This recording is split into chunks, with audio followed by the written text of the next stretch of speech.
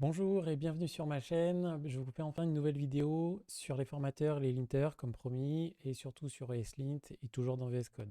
Merci à Kevin, Nico, Fabrice H, Kimbou et toute la communauté de What the Fabric et aussi aux derniers abonnés Jacques Poulain et Sylvain Leguet pour m'avoir donné de la motivation pour continuer ce projet. Sur What the Fabric, Stack Overflow et d'autres communautés, j'apporte ma contribution en aidant des développeurs. Je vois beaucoup de débutants qui me demandent de regarder leur code et ce qui revient très souvent, c'est que leur code est mal indenté et ou qu'ils ne respectent pas les mêmes règles ou conventions d'un fichier à un autre, voire même au sein d'un seul fichier. Même si l'indentation en JavaScript n'est pas significative, une mauvaise indentation peut conduire les développeurs à mal lire le code, à le rendre difficile à comprendre et donc à conduire à des incompréhensions, voire des bugs. Pour nous éviter ça, il y a des formateurs, comme Prettier, qui sont faciles à intégrer à VS Code, on va le voir, et les linters.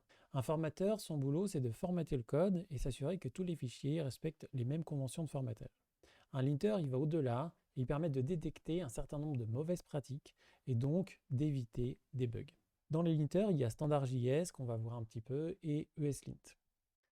Avant de vous montrer des exemples de formateurs et de linters, je vais vous parler un petit peu de qu'est-ce que c'est qu'un linter. Un linter, donc, qu'est-ce que c'est? C'est un analyseur statique de code source. Le code source, vous savez ce que c'est ce que vous écrivez. Analyseur découpe le code en morceaux qu'on appelle des tokens et il vérifie que les tokens qui se suivent forment un ensemble cohérent en accord avec la syntaxe du langage utilisé. Statique, ça veut dire qu'il n'y a pas d'exécution du code. L'analyseur lit les caractères un à un pour détecter les tokens. En ce qui concerne les linters pour JavaScript, il y a eu d'abord JSLint, dont le papa est Douglas Crockford, qui est aussi le père du format JSON et l'auteur du livre JavaScript The Good Parts, qui, comme son nom ne l'indique pas, ne parle que des bad parts.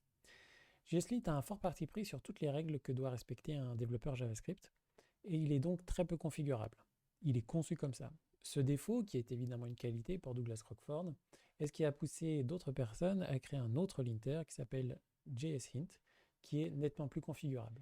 Nicolas Zakas a trouvé que ce n'était pas encore assez configurable et il a voulu en créer un autre qui soit même extensible grâce à des plugins. C'est celui qui est massivement utilisé aujourd'hui et c'est ESLint. Avant de voir ESLint en action d'abord tout seul puis dans VS Code, on va voir Prettier et Standard.js. Voilà, j'ai ouvert un projet tout vide dans VS Code et on va essayer de faire fonctionner Prettier. Pour ça, on va avoir besoin de deux choses. Un, installer une extension. Deux, ajouter des paramètres dans VS Code. L'extension, évidemment, elle s'appelle Prettier. On installe et une fois que c'est installé, on va lire la doc. On va ajouter ces paramètres dans settings.json.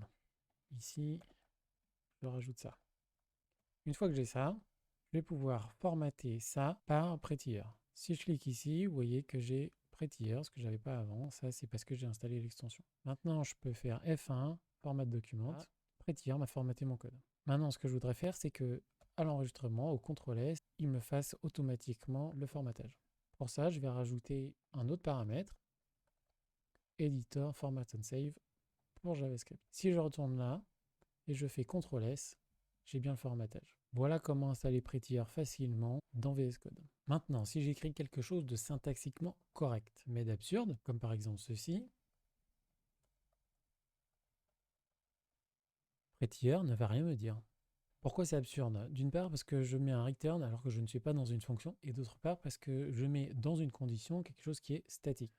Pour aller donc au-delà juste du formatage, on va utiliser un linter. Je vais commencer par vous montrer Standard.js. Pour Standard.js maintenant, comme pour Prettier, il va falloir installer une extension. Comme pour Prettier, il va falloir rajouter un paramètre dans VS Code pour que le formatage se fasse automatiquement à l'enregistrement du fichier. Cependant, ce qu'il va falloir faire en plus par rapport à Prettier, c'est installer localement un moteur standard. Pour ça, je vais devoir d'abord créer un projet npm en lançant la commande npm init-y. Pour ceux qui ne connaissent pas cette commande, elle crée un fichier package.json minimal avec les propriétés recommandées comme name, version, main, plus un exemple de script test qui pour l'instant ne fait rien à part sortir en erreur. Une fois que c'est fait, je peux installer le moteur standard en tapant la commande npm install -d standard. Ça va m'installer la dépendance de développement standard dans mon projet. Une fois que ça c'est fait, je peux installer l'extension standard, pas celle-ci. Regardez, ça c'est old version. Je vais installer celle-ci. Une fois que c'est fait, utile apparaît en rouge.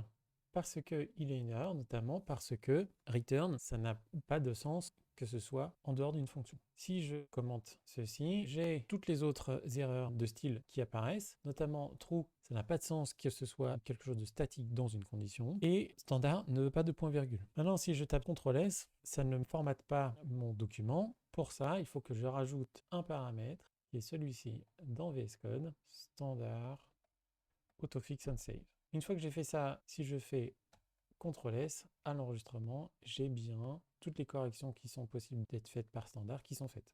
J'ai toujours l'erreur qui est ici parce que ça, il ne peut pas le corriger, ça demande une action du développeur. Maintenant, je voudrais écrire ça comme ça.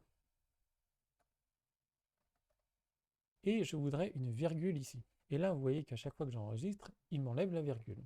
Et donc, j'aime toutes les règles de standard, sauf celle-ci. J'aime bien quand il y a une virgule à la fin de la ligne, quand on fait du multiligne comme ici. Pour ça, je vais devoir utiliser ESLint avec la configuration standard et une surcharge pour cette règle. C'est ce qu'on va voir tout de suite. J'efface évidemment avant d'installer ESLint ma configuration pour standard, ici. Je vais aussi enlever la dépendance standard de mon projet. Et maintenant, je suis prêt à utiliser ESLint.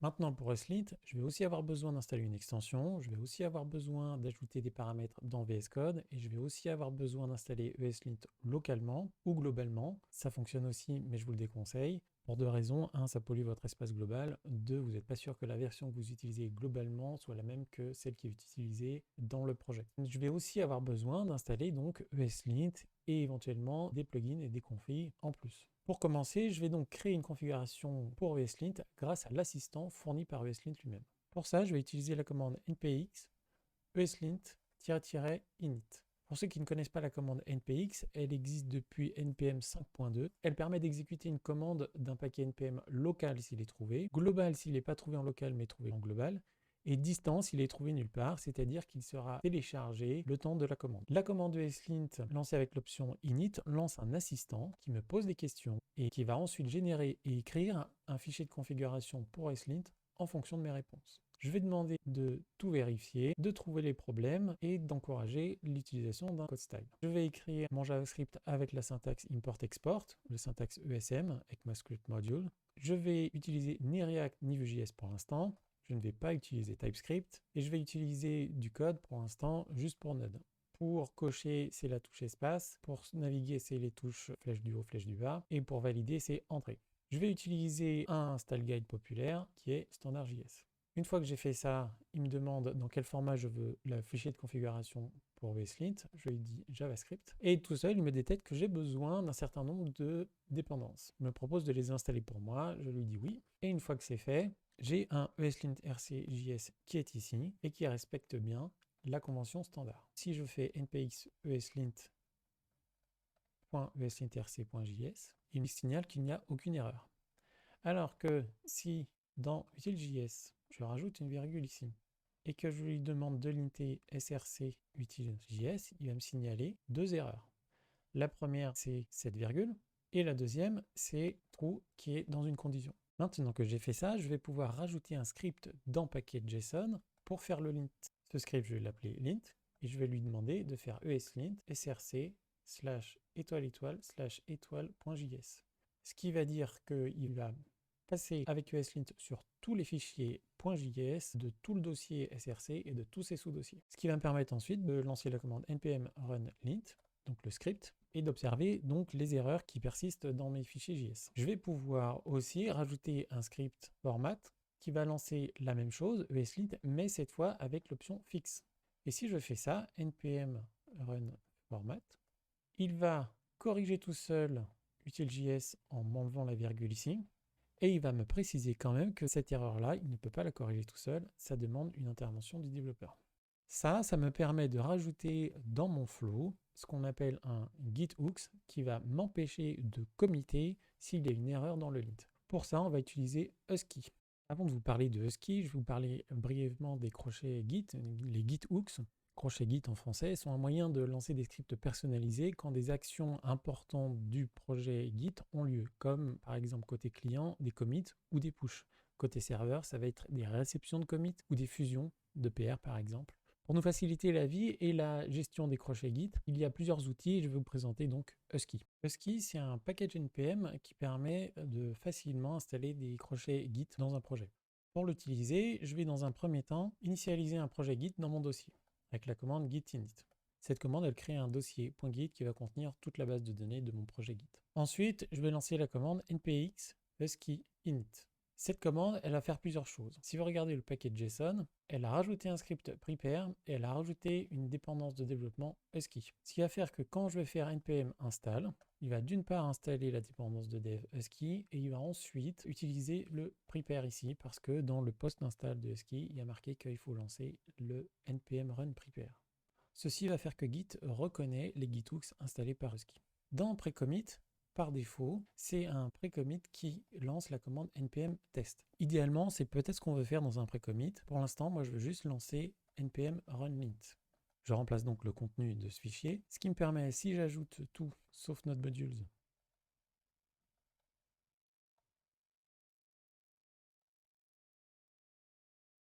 dans le stage,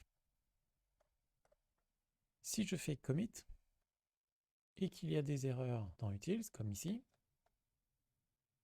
d'une part, le script npm run lint est lancé, et surtout, comme ça sort en erreur, le commit n'est pas exécuté. Si j'enlève ça et que je recommence, il m'exécute toujours npm run lint. Cette fois, il ne sort pas en erreur et le commit est validé. Une fois que tout ça est prêt, ce qu'on veut maintenant, c'est faire en sorte que VS Code, d'une part, signale dans l'éditeur directement qu'il y a des erreurs, et deuxièmement, qu'à l'enregistrement, il y ait une correction automatique des erreurs qu'il peut corriger. Pour ça, on va donc installer ESLint, l'extension, et rajouter dans les paramètres de VS Code ce qu'il faut, à savoir ceci et ceci, que je vous mettrai évidemment dans les commentaires. Une fois qu'on a fait ça, si je rajoute ici une virgule, il me la signale avec un souligné rouge, et si je vais dessus, il me dit qu'il y a une virgule en trop. Comme je vous disais tout à l'heure, c'est cette règle que je veux changer. Vous voyez ici aussi que si j'enregistre, il m'enlève la virgule. Pour corriger cette petite règle, je vais rajouter dans le fichier de configuration ESLint une règle comma angle error always multiline. Si je reviens dans Utils, ici il me souligne en rouge cette fois le fait qu'il n'y a pas de virgule alors qu'il devrait y en avoir, et si je fais CTRL S, il me l'ajoute. Voilà comment on configure ESLint et Prettier et standard dans VS Code. N'utilisez pas les trois, choisissez-en éventuellement deux, Prettier et ESLint. N'utilisez pas Prettier et standard, n'utilisez pas standard et ESLint. Utilisez soit ESLint tout seul, soit Prettier tout seul. Voilà, c'est terminé pour aujourd'hui. J'espère que vous avez appris des choses. J'espère que je vous ai rendu service. Si ça vous a plu, parlez-en autour de vous. Abonnez-vous, mettez des pouces, tout ça. Il y a peut-être une surprise juste à la fin, je sais plus. À bientôt!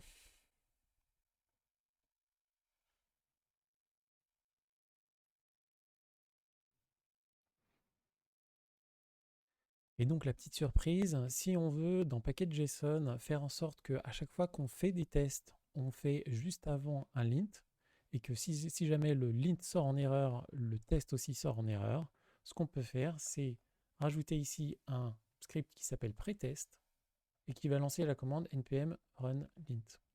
Ça, si jamais